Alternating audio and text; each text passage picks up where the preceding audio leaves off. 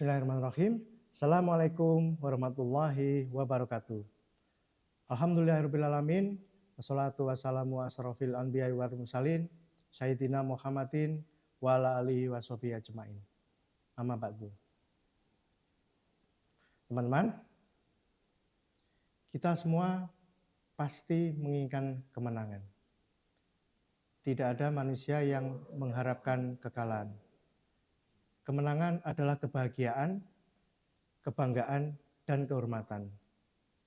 Sebaliknya, kekalahan adalah kesedihan, penderitaan, dan kenistaan. Oleh karena itu, wajar jika banyak orang yang lantas memburu kemenangan. Kemenangan politik, saat kekuasaan dapat diraih, kemenangan bisnis, keuntungan besar bisa didapat, atau kemenangan-kemenangan lainnya. Karena ingin meraih kemenangan, kadang tak lagi peduli terhadap etika, cara, dan sarana. Pokoknya menang. Sebenarnya, kemenangan seperti apa yang mesti kita perjuangkan? Adakah kemenangan yang hakiki yang selayaknya harus terus diusahakan? Dengan cara seperti apa kemenangan itu mesti diraih?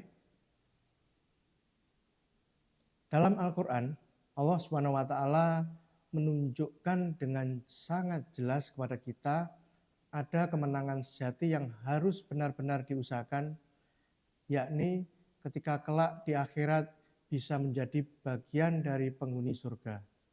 Mereka itulah yang disebut Allah memperoleh kemenangan atau faizun. Surga adalah sebaik-baik tempat kembali, nikmal masir.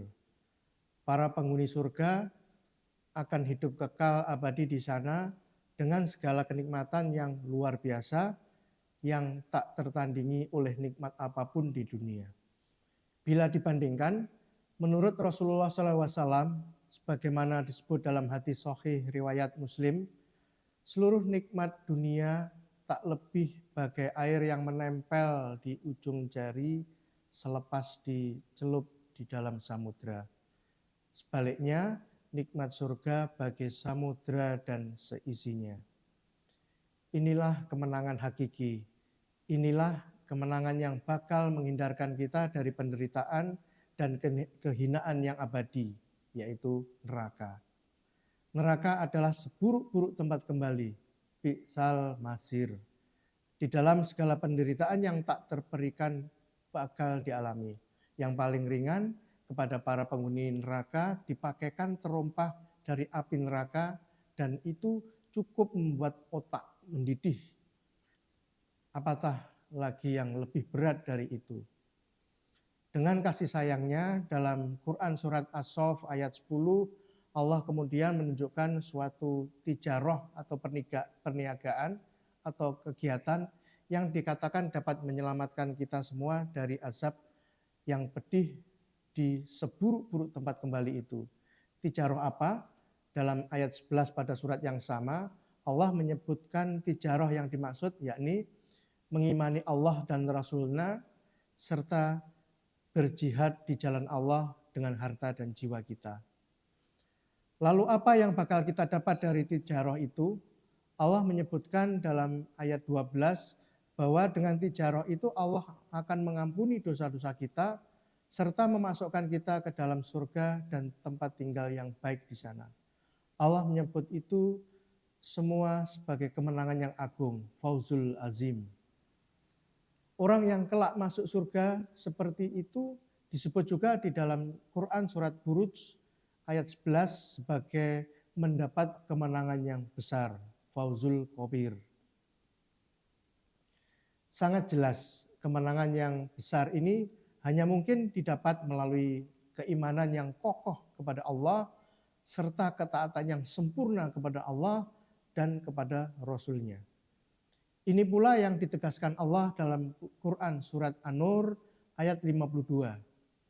Dinyatakan bahwa siapa saja yang taat kepada Allah dan Rasul-Nya, takut kepada Allah dan bertakwa kepadanya, mereka itulah yang akan mendapatkan kemenangan. Jika itu semua bakal didapat di akhirat nanti, lantas apa yang didapat di dunia?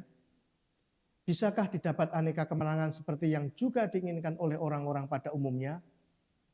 Ya, bisa. Allah menyatakan hal itu dalam Quran surat As-Saff ayat 13.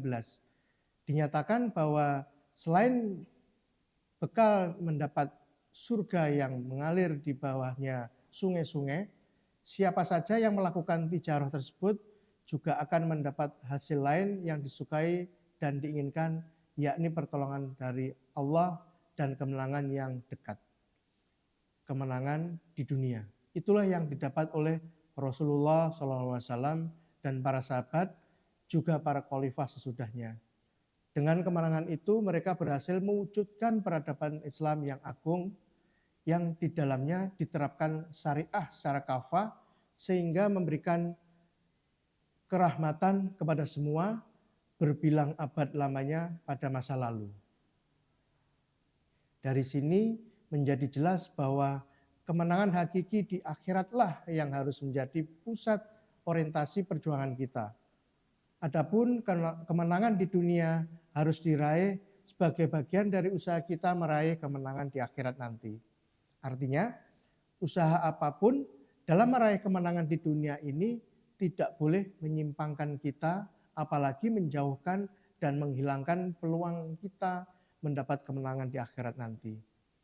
Karena sehebat apapun kemenangan di dunia, setinggi apapun kekuasaan yang diraih, sebanyak apapun keuntungan yang didapat, seluas apapun wilayah yang dikuasai, semua itu adalah kemenangan yang bersifat sementara, tidak selama-lamanya. Semua itu akan binasa. Teman-teman, demikian inspirasi ringkas kali ini. Semoga kita tetap diberikan keistiqomahan dalam kebaikan.